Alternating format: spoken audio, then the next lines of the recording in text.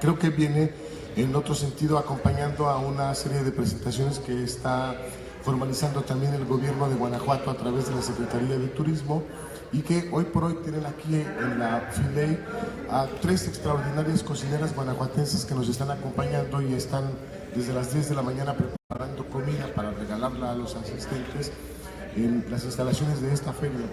Estas cocineras son Virginia González, ella viene de una comunidad que se llama Cieneguilla, en Tierra Blanca, en el noreste del estado de Guanajuato.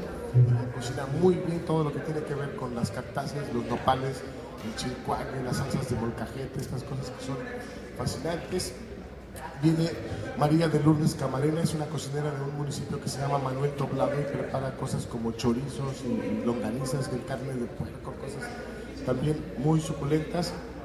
Es la región que vamos a identificar como el Bajío, la región central, la que atraviesa el estado de Guanajuato geográficamente. Y viene también Ana María Soto, una cocinera de Pénjamo que trabaja cecinas y tamales y cosas de ese tipo, que es una cocina más pegada a la región de Michoacán. Bueno, ¿qué quiere decir esto entonces? Que tenemos ya identificadas también 3 regiones de una fuerte influencia sobre la gastronomía, o sobre lo que se ha dado en denominar la gastronomía guanajuatense. Bueno, en un principio también decidimos ampliar el concepto porque las referencias eran muy vagas y muy escuetas, no sabíamos ni por dónde empezar a encontrar la cocina, ni por dónde encontrar esas expresiones, así que lo asociamos a una práctica extendida que definimos como la culinaria guanajuatense, ¿no? ¿Y qué encontramos? Pues que a partir del proceso de conquista y colonización con personajes como Vasco de Quiroga, que es el obispo de Michoacán y que empieza a desarrollar toda una cuestión de organización de la economía, él decidió diseñar un modelo para el desarrollo de esta economía. Entonces, a cada municipio, si ustedes piensan en Michoacán, un municipio o una comunidad pues le enseñó a hacer guitarras, a otra le enseñó a hacer ollas de barro, a otra le enseñó a hacer ollas de cobre, a otra le enseñó a hacer cucharas de madera, a otra le enseñó a hacer, es decir, una economía complementaria y no necesariamente una economía competitiva, que es el estilo actual. Cuando empiezan a desarrollarse las fundaciones de las poblaciones guanajuatenses, ocurre un fenómeno similar, que es el que nos da la pauta para encontrar la primer gran herramienta de investigación sobre esta culinaria guanajuatense. Y entonces descubrimos, por ejemplo, que Comonfort, ¿no? Su nombre original es Chamacuero, es un nombre indígena. Chamacuero es una población que tiene algo así como 3.000 años de existencia, y en esos 3.000 años de existencia ha elaborado básicamente molcajetes y metates.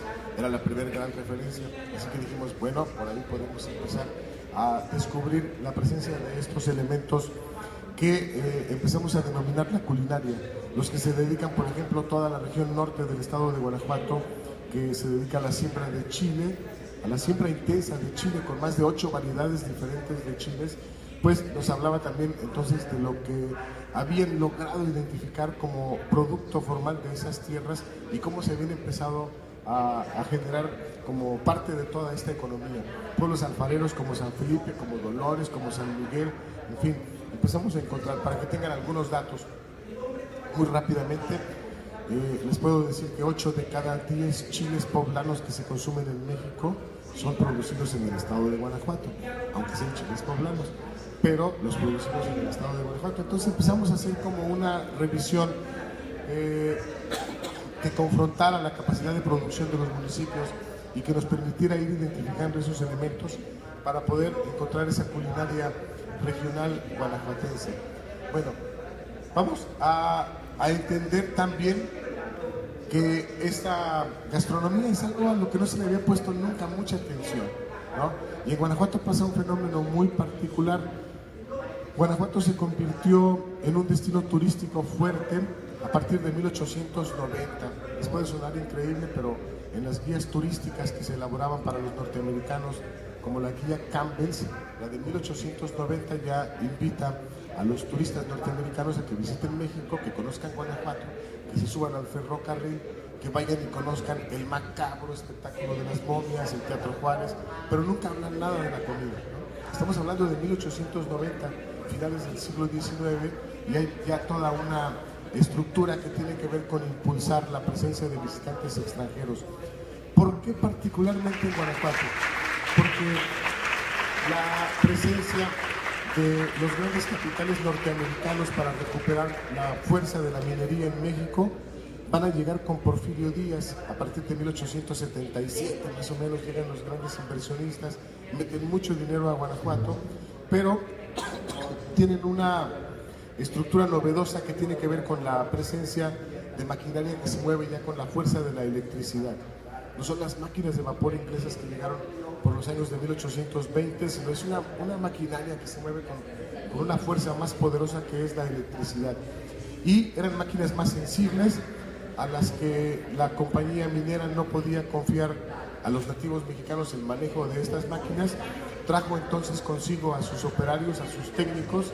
Estos técnicos se fueron a vivir a Guanajuato, a Pachuca, a otros centros mineros, a Zacatecas, pero se quedaron ahí y llegaban pues con la tecnología de la moda, que era básicamente la fotografía.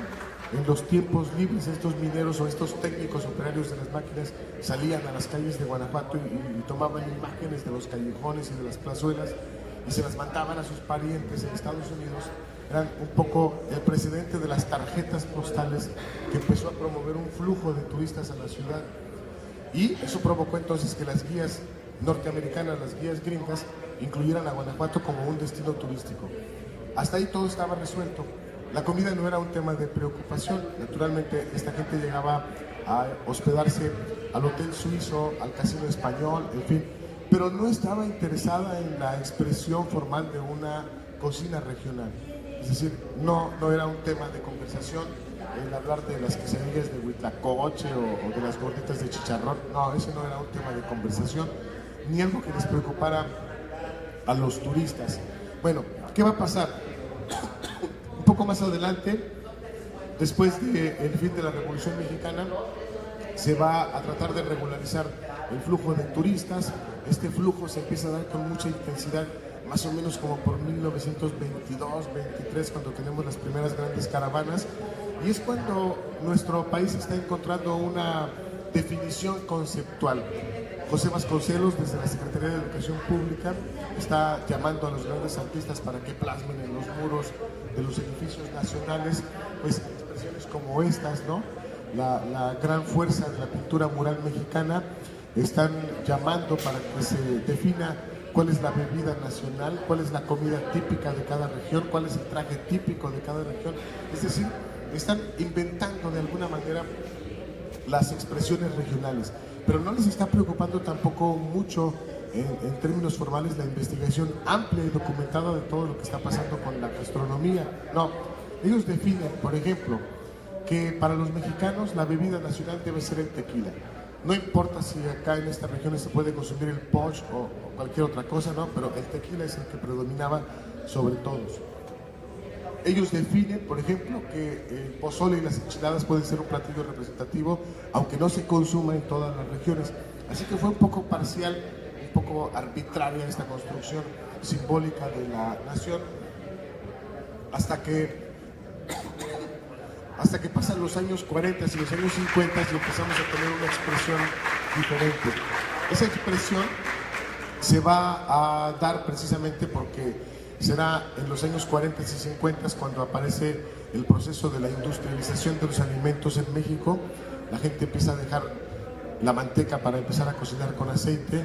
Los chiles, esos chiles que consumían los mexicanos, ya empiezan a aparecer enlatados con Clemente Jacks desde mucho tiempo antes, pero empiezan a aparecer desde los 40 como un producto que ya no es necesario trabajar en la casa, es decir, ya no es necesario transmitir de una generación a otra el método de conservación de estos chiles, sino que ya podemos ir al supermercado y comprarlos y ahí está listo, ¿no?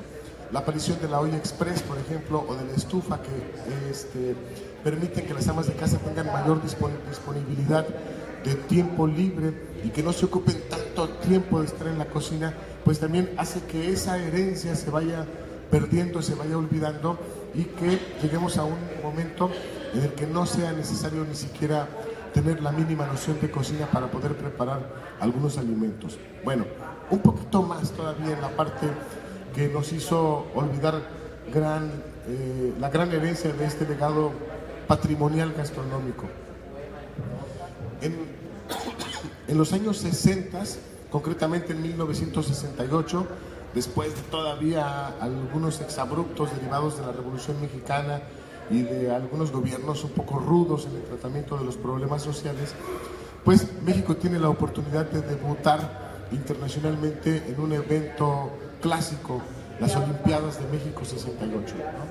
La Organización Mundial de la Salud y algunos organismos internacionales lo que le sugieren a nuestro país es que, por favor, no exhiba ningún problema de tipo sanitario a los visitantes que van a venir a las Olimpiadas de México. Y eso obliga a que no se ofrezca comida regional, a que se tenga que pensar en un menú un poquito más internacional, cosas como sopas de pasta o cosas de otra naturaleza, que no sean necesariamente los nopales o los chiles de molcajete, cosas que pudieran poner en riesgo o que pudieran provocar eso que nosotros sabemos que se denomina formalmente la venganza de Moctezuma. No queremos la venganza de Moctezuma en los turistas, hay que evitarla. 1968, 2 años después, tenemos oportunidad de refrendar nuestra presentación internacional o nuestra presentación ante el mundo como un país estable, como un país en progreso, con ganas de recibir a los turistas y cosas de ese tipo. Y es el Mundial México 70. Una vez más, la Organización Mundial de la Salud nos dice aguas. Ya les dijimos en el 68 que no queremos problemas digestivos con los turistas, no los queremos tampoco en el 70. Hay en 1970 un avance impresionante de la industria de los alimentos. Ya están prácticamente los supermercados presentes en todas las poblaciones. Ya las sopas de pasta incluso se venden nada más para poner a calentar agua y vaciar. Un poco lo que hacen con las maruchan ahora y cosas de ese tipo. Pero ya las amas de casa se evitaban hacer la juliana, lavar las verduras. No, ya todo se echaba a una olla y salía. Y curiosamente el gobierno en México 70 se da cuenta que hay una competencia muy fuerte que tiene que ver con la industria refresquera, que está desplazando el consumo de lo poco que nos quedaba con la expresión gastronómica, que era las aguas de tamarindo y el agua de horchata y el agua de fresa y el agua de Jamaica, y esa industria era básicamente la Coca-Cola, ¿no? Entonces el presidente Luis Echeverría tiene una idea brillantísima, poco aplicable pero muy brillante. Él lo que hace es sugerir la expropiación de la Coca-Cola, ¿no? Él dice, vamos a nacionalizarla. Total, no hay ningún problema. Alguien explica que eso es imposible, que una empresa como la Coca-Cola se defiende muy bien y no va a permitir que eso ocurra. Y entonces al presidente Echeverría se le ocurre que hay que inventar algo similar, pero que no permita que se pierda nuestro legado gastronómico. Y bueno, claro, seguramente los que son como de mi edad o un poquito más grandes se van a acordar, se crea la industria que conocemos como refrescos jarritos, ¿no? Pues claro, es que los jarritos son de tamarindo, de piña, de limón, son las aguas frescas gasificadas, convertidas en refresco para hacerle la competencia a la Coca-Cola.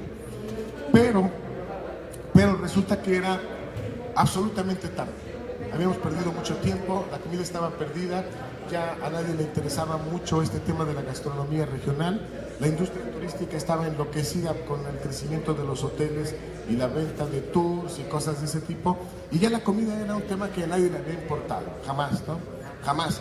Bueno, ¿qué va a ocurrir? Que a fines de los años 90 se empieza a generar un movimiento que tiene que ver con comer más despacio, disfrutar la comida, esto que llaman el slow food, ¿no? Y este tipo de expresiones que empiezan a llamar a la recuperación de las recetas tradicionales, empiezan a buscar en las alacenas de las abuelas esos viejos recetarios y empiezan a sacar un movimiento para la defensa de la cocina.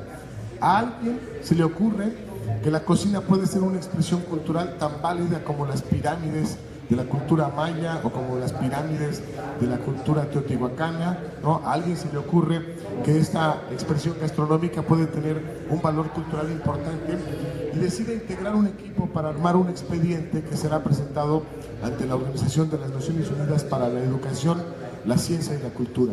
Es el expediente que hace que la cocina mexicana sea reconocida como parte del patrimonio cultural intangible de la humanidad. Pero Lo hicimos 3 veces, ¿no? Le pegamos a la tercera, lo presentamos en una primera oportunidad. Nuestro paradigma era muy simple y era muy egoísta, porque consistía en tomar como premisa fundamental el hecho de que la base de la cocina mexicana era el maíz, y entonces nosotros éramos los hombres del maíz y éramos únicos en América Latina y en el mundo, y nos deberían de dar ese reconocimiento a la cocina. Cuando se llevó el expediente a análisis en la sesión plenaria, pues ya sabrán que Guatemala, Honduras, Nicaragua, El Salvador, Perú, Colombia, Argentina, levantaron la mano y dijeron: oye, el maíz también es de nosotros. Como que ese no es un fundamento, o sea, no mexicanos, están equivocados.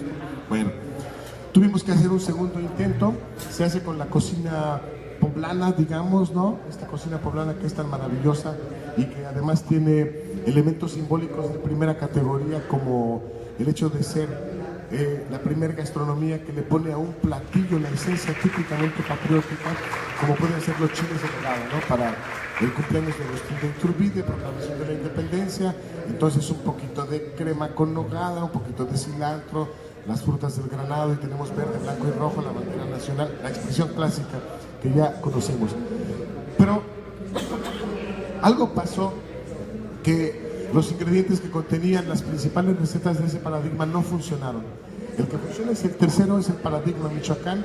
Ya sabemos que se toma entonces como una muestra de lo grande que es la cocina mexicana, la representación de una región que es básicamente la michoacana, y entonces ahí sí, por primera vez en la historia de la humanidad, una expresión gastronómica estaba obteniendo ese reconocimiento internacional. Ninguna, ni la china, ni la francesa, ni la argentina, no, la cocina mexicana obteniendo por primera vez este reconocimiento, y eso se pudo conseguir de alguna manera derivado de que se había integrado un conservatorio gastronómico nacional, el Conservatorio Nacional de la Gastronomía Mexicana, que nos habían invitado a participar como delegados en muchos estados y empezar a hacer una especie de ejercicio. Nos hicieron también esa pregunta de: ¿en Guanajuato de veras tienen comida? Y bueno, yo suponía que sí, suponía que toda la gente había comido siempre y no habíamos empezado a comer desde que les dio esta preocupación por el expediente, solo que no sabíamos qué se comía en otras épocas y solo que no sabíamos en dónde estaba toda esa información. Entonces nos dimos a la tarea. ¿Por qué tiene que ver la Universidad de Guanajuato en esto? Porque en el año 2000, concretamente, organizamos un proyecto que se llama Observatorio Turístico de la Universidad de Guanajuato.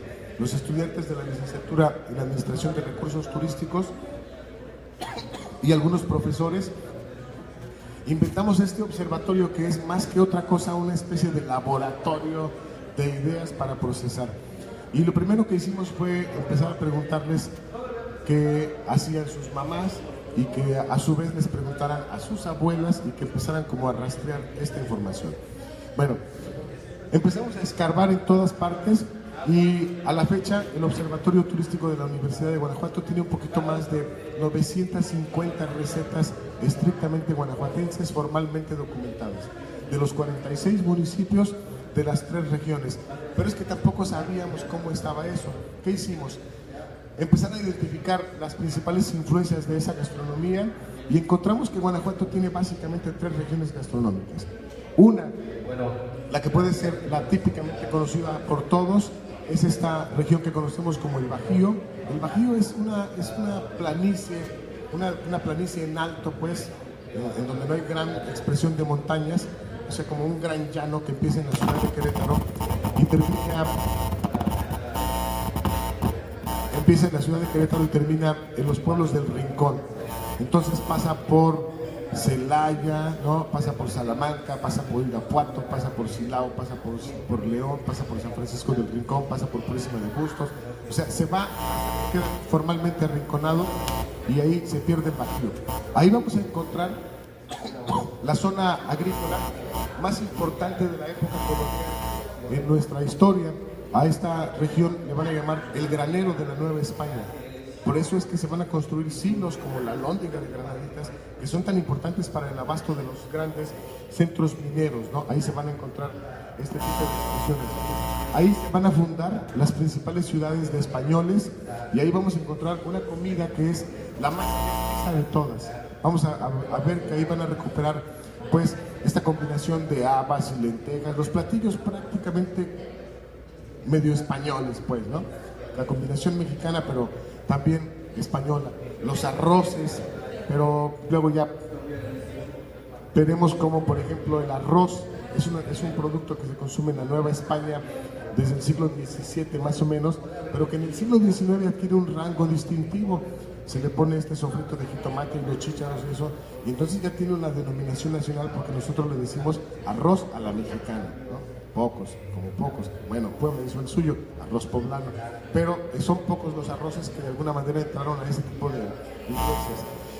Luego vamos a encontrar una región en la zona sur del estado de Guanajuato que colinda con Michoacán, que tiene toda la influencia purépecha, y ahí vamos a encontrar pues algunos platillos como las corundas, como los chepos, los tamales de ceniza, la fruta de horno, cosas de masa, cosas muy michoacanas, pero que tienen una gran representatividad para los guanajuatenses también, que dependimos hasta 1864, imagínense, desde 1526, que es la primera fundación en el estado, estamos hablando de Acámbaro, hasta 1864, que se erige el primer obispado de Guanajuato, que es el de León, dependemos de Michoacán.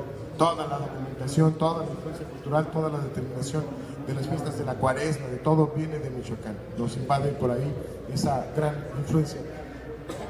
Y además que bueno, porque es una presencia gastronómica muy rica, ¿no?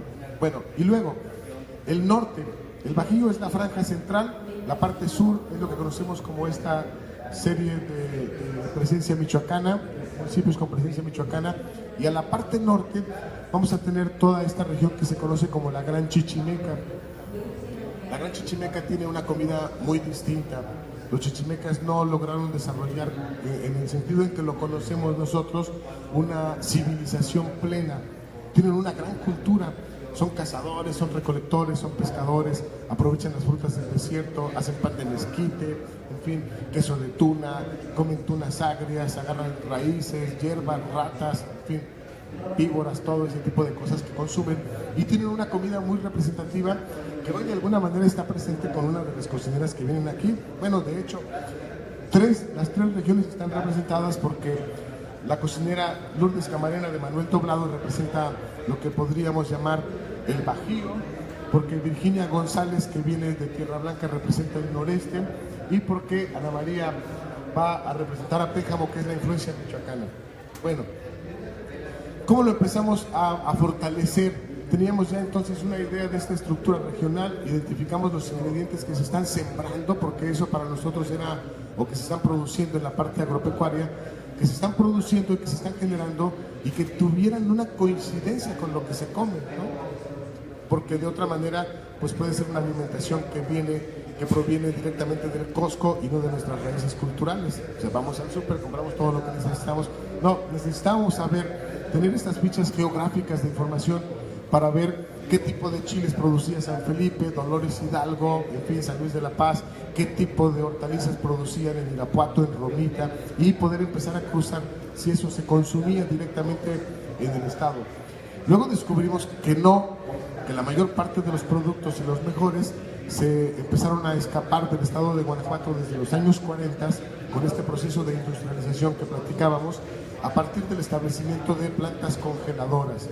Entonces tenemos, por ejemplo, espárragos de primerísima calidad que no se consumen en México, se mandan al extranjero y pueden llegar a México de regreso a través del Costco, pero son guanajuatenses, se van a otro lado, congelados, regresan procesados en un empaque un poco vistoso, pues, y los compramos en el Costco, pero no corresponde al consumo cotidiano. Así que nos interesaba mucho saber cuál era ese consumo cotidiano. Luego, por alguna razón muy curiosa, empezamos a dar con una serie de recetarios antiguos. A la gente en el estado de Guanajuato les sigue sorprendiendo cómo hemos logrado identificar más de 30 recetarios antiguos. No los conocen, es que es un tema que no estaba en la imaginación de los investigadores de la región, pero para nosotros fue como un tesoro, ¿no? poder encontrar todavía abuelitas que nos prestaban sus recetarios manuscritos o recetarios editados. Hay, por ejemplo, un personaje, Agapito Horta, que editaba desde los años 30 y hasta los 50 un recetario anual en la ciudad de Celaya. Y tenemos recetarios del siglo XVIII, recetarios de la época de la independencia, algunos de los que editó Conaculta, que además están en circulación y a precios muy económicos en toda la República. Pero logramos encontrar entonces también esa parte documental que nos permitió explorar si realmente algunos de sus platillos estaban sobreviviendo o algunos ya estaban en peligro de extinción o de plano habían desaparecido. También encontramos, por ejemplo, que había un uso muy constante de bebidas como la chicha morada a principios del siglo XX en Guanajuato, y que hoy por hoy la gente ni siquiera sabe qué es, ¿no? Es una bebida de maíz morado que se licúa, que es como una especie de pinole frío, que se combina con clavo y con menta, y entonces tiene un sabor muy fresco. Es una bebida que hoy se consume más en Perú que en México, pero bueno, aquí en los recetarios tenemos esa referencia que nos explica que por ahí se aprovechaba. Luego, encontramos otro tipo de dificultades que todavía no hemos podido resolver completamente, que tiene que ver con el estamento social donde se genera la comida. Sí, es que había comida de gente pobre y hay comida de gente rica. Los recetarios de las señoras ricas son, digamos, muy llenos de precisiones concretas, parece que contaban con basculitas, y entonces ellas sí pueden decir 50 gramos de harina, mientras que los recetarios de las señoras más humildes decían una pizca de sal, ¿no? Dicen, una pizca con los dedos de tu abuelita o con los dedos de mi abuelita, porque eso puede variar en el tamaño. Cómo calibrar o cómo encontrar esas referencias que nos ayuden a mostrar cierto rango de exactitud. Bueno, luego, por una extraordinaria coincidencia también, algún día encontramos que en la Secretaría de Turismo necesitaban la generación de un producto innovador, refrescar la oferta turística del Estado, así como ofrecer nuevas alternativas, porque el turista siempre llegaba a Guanajuato y preguntaba, ¿y aquí qué se come? La referencia era única, enchiladas, y entonces todo el mundo sabe que esas enchiladas son iguales en Querétaro y son iguales en San Luis, y aunque las variantes tienen que ver con el momento en que se incorporan los ingredientes, en fin, sí hay diferencias. Y curiosamente están patentadas por los recetarios en Guanajuato, pues desde los años 20, o sea que sí son guanajuatenses, ¿no? Pero bueno, teníamos que encontrar más. Y la Secretaría de Turismo nos abrió la oportunidad de participar con ellos en un programa de formación de cocineras tradicionales que ha dado pie al surgimiento de un evento más grande que se llama ahora Guanajuato Sí Sabe. Es un evento que dura más o menos 2 meses, que se presentan 52 cosas diferentes en esos 2 meses y que ha logrado posicionar, gracias al expediente que integramos en la universidad junto con la Secretaría, el nombramiento de Guanajuato Capital Iberoamericana de la Cultura Gastronómica. O sea que no teníamos, pero ya tenemos hasta premios con ese tipo de expresiones, ¿no? Bueno, ¿por qué es importante esta otra parte? Porque nosotros, a diferencia de otros estados, antes de comercializar, queremos que eso se fortalezca en las comunidades. Esta comida que vienen a ofrecernos ahora en esta muestra Lourdes, Virginia y Ana María, pues no es una cocina que esté plenamente integrada en la carta de los restaurantes. La gente nos reclama mucho eso porque seguramente lo han observado si han estado en Michoacán.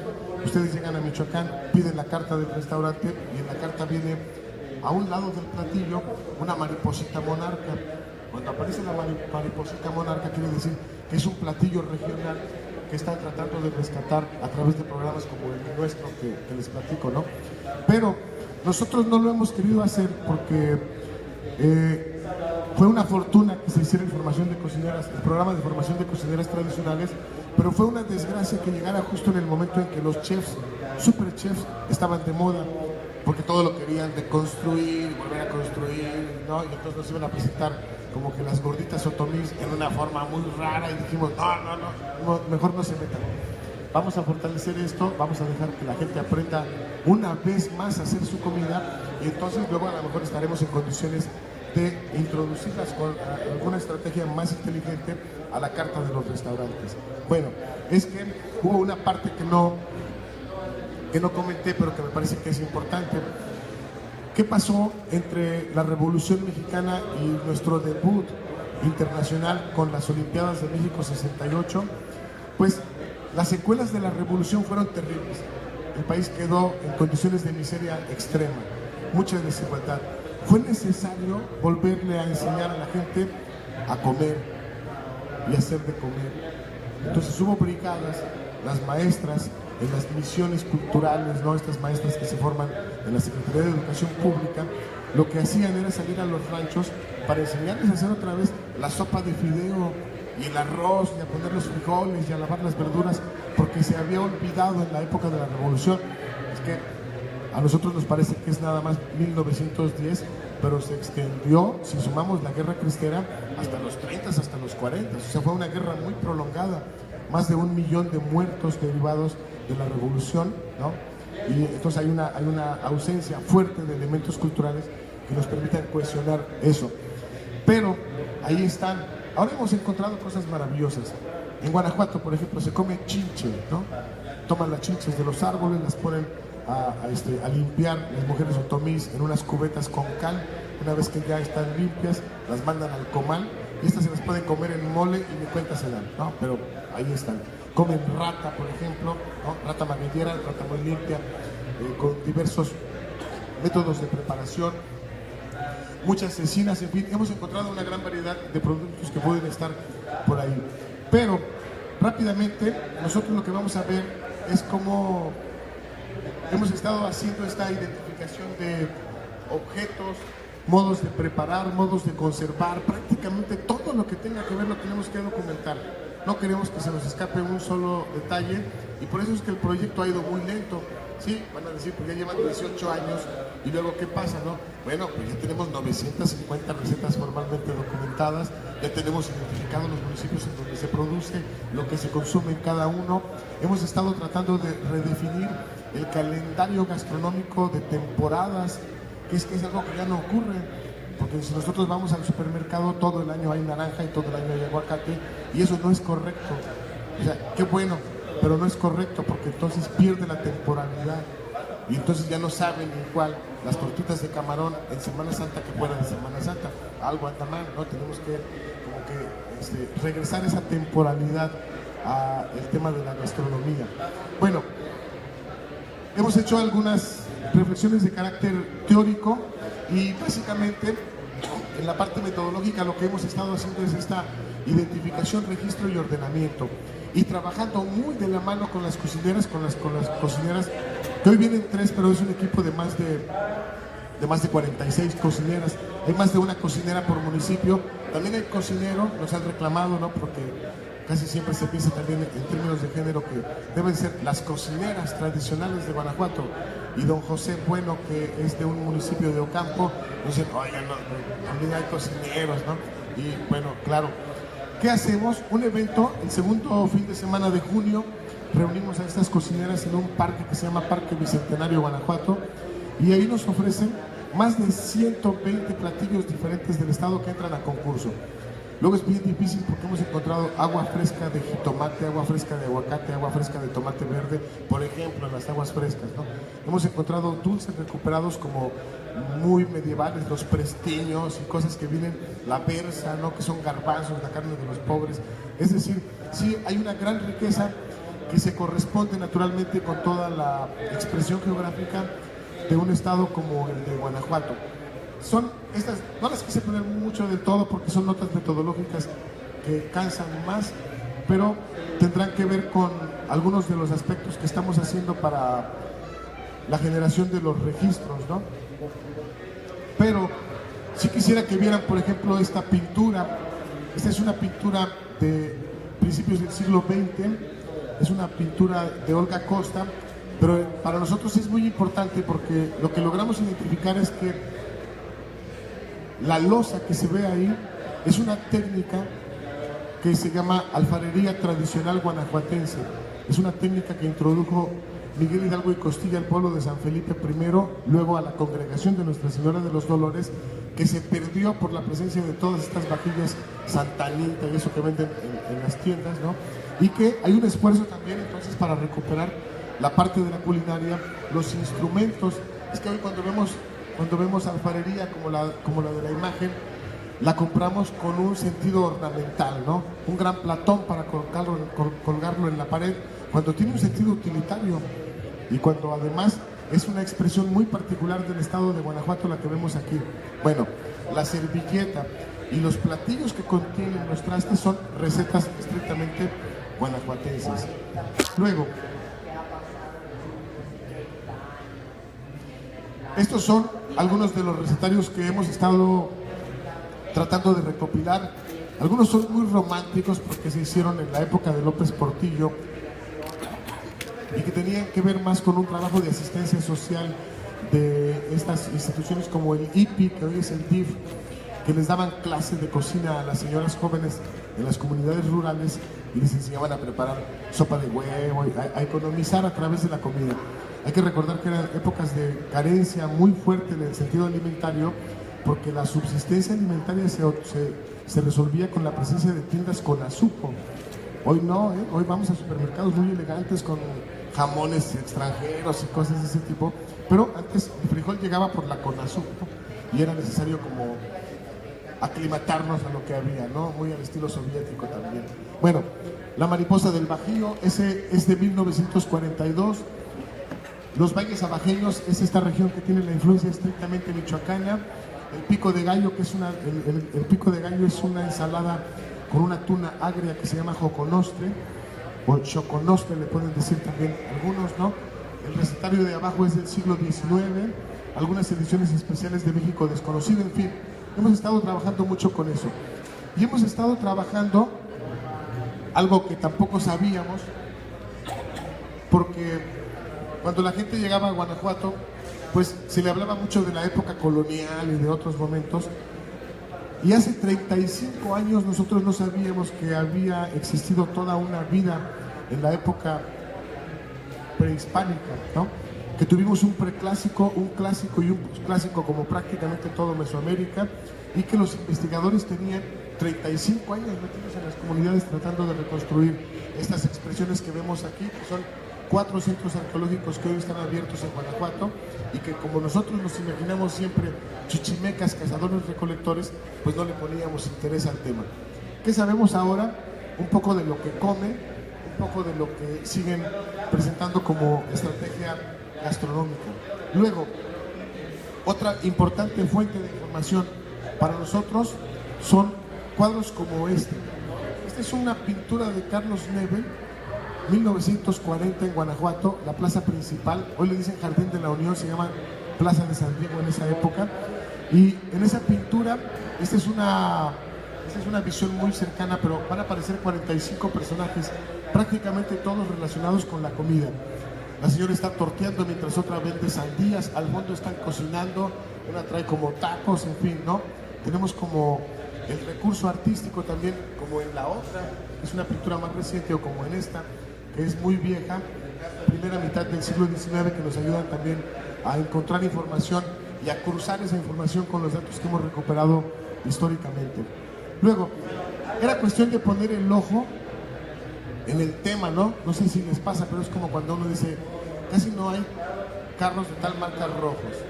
Y uno los empieza a buscar y aparecen todos, ¿no? O sea, algo así pasó con la comida. Entonces luego encontramos que los informes de la época de la independencia, cuando van a tomar la alhóndiga, antes hay una presentación de una carta de intimación, y en la narración que hace Miguel Hidalgo y el intendente Riaño, le vendan los ojos a los conductores de la carta, los conducen al interior de la alhóndiga, les invitan a desayunar, les dicen, tenemos 20 señoras que están preparando las gordas, que están...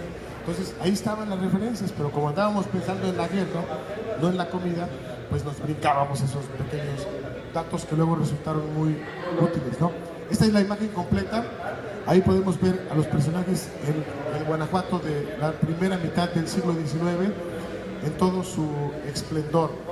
Así que ya hicimos también un corte que nos ayuda a identificar lo que decíamos antes, la época prehispánica, la época colonial. Estas pinturas son de Hermenegildo Bustos, es un retratista impresionante, indígena, vivía de hacer retratos a las personas ricas en Purísima del Rincón, pero curiosamente se dedicó también a retratar las frutas de su tierra. y era vendedor de nieves. En 1850 Hermenegildo Bustos vendía nieve, iba al cerro y recogía la agüita que estaba hecha hielo y preparaba unos jarabes y vendía nieve en su pueblo natal, además de ser pues extraordinario pintor, ¿no? Algunas de las muestras de lo que se come allá en el Bajío, la cocina de rancho, porque Guanajuato es también el centro en donde germina esta sociedad ranchera. Acá, ya saben, acá no es una sociedad ranchera, acá es una sociedad de haciendas. Por allá tenemos un régimen de propiedad mucho más pequeño que la hacienda, no tan pequeño como la parcela ejidataria, que es el rancho, y que da origen a una música particular que se llama música ranchera, el chuntata. O sea, acá no lo tienen, pues lo tenemos todos porque es mexicano, pero o la comida mexicana. Solo que son las fotos que usaba la Secretaría de Turismo antes de que echáramos a andar el proyecto. Y nosotros le dijimos, oye, está bien, la comida está muy padre, pero quítale las ollas, porque esas ollas son de Michoacán. Y es que era importante integrarlo todo, ¿no? Dijimos, oye, pues tenemos una cerámica mejor, por favor. Tenemos que integrar nuestra cerámica. Bueno, trabajamos en el siglo XIX, identificando, por ejemplo, lo que se consumía en cada sitio. Luego descubrimos, cuando van a la Ciudad de México, en la calle 5 de Mayo, hay una dulcería muy famosa, muy antigua, que se llama Dulcería de Celaya. Ahí está todavía desde 1874 y sigue vendiendo prácticamente los mismos dulces, como la cajeta, ¿no? La cajeta de Celaya, la famosa cajeta de Celaya, que se llama así porque se envasaba en una cajita de madera que le decían cajeta, en un cajete, la cajeta, ¿no? Entonces por eso se llama cajeta, pero en realidad es dulce de leche quemada, o sea, no, la cajeta no existe como tal en ese sentido, ¿no? Bueno, luego, las imágenes del siglo XIX que nos hablan de la comida en todas partes del país, nos ayudan a entenderlo. Estas cocinas maravillosas que se parecen mucho, estas son de Puebla, pero nos ayudan mucho también a identificar cómo era esto. Y algunos de los elementos icónicos, como las charamuscas, ese dulce que ya se usaba en la época colonial, pero que ahora tomó otro sentido porque los charamusqueros de Guanajuato le dieron forma de momia de Guanajuato, ¿no? Entonces ahora son las charamuscas, cosas de ese tipo. Bueno, hemos empezado a hacer un registro diferente que tiene que ver con la ubicación de marcas antiguas. Eso lo estamos haciendo justo ahora. Comercios viejos. Hemos encontrado que se producía ron, algo muy raro para el estado de Guanajuato porque el clima no lo permite, no es tan cañero pues como Michoacán o como otros. Y hemos encontrado estas fábricas de aguas gaseosas o de refrescos, muchas cervecerías. Más o menos ahí vamos con el tránsito.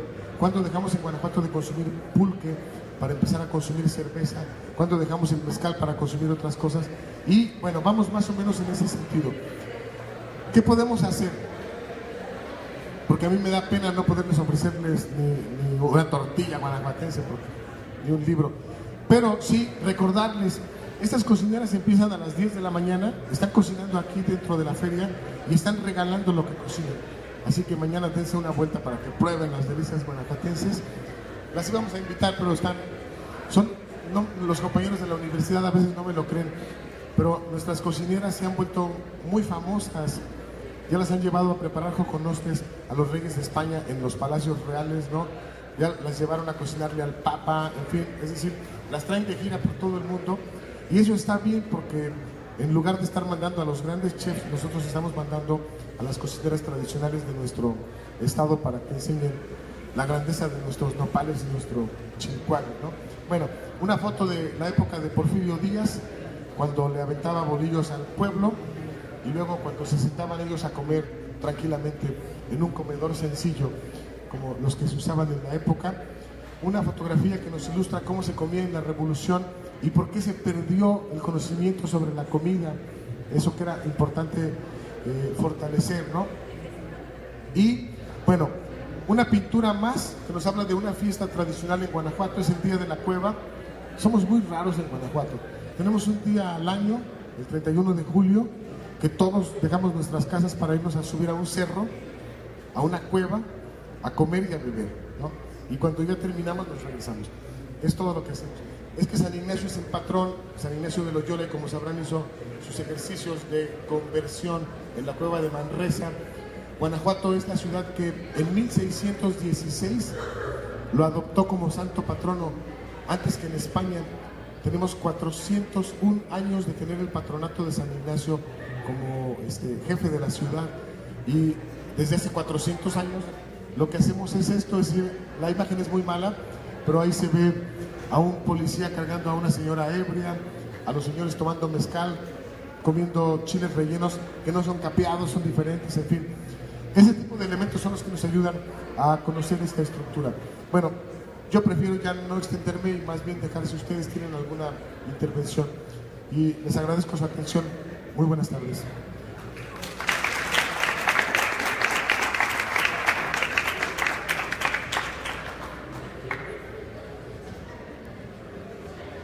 Abrimos un breve espacio de preguntas y respuestas.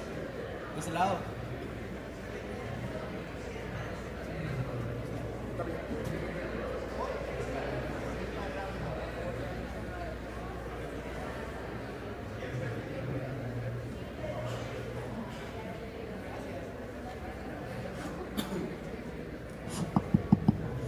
Felicitarlo, doctor, por su plática, cosas interesantísimas que uno pues no conoce, la verdad. Mi pregunta va en el sentido de ¿qué opina usted el hecho de que se ha perdido actualmente el utilizar la gastronomía y el lugar físico que es la cocina como centro integrador de la familia?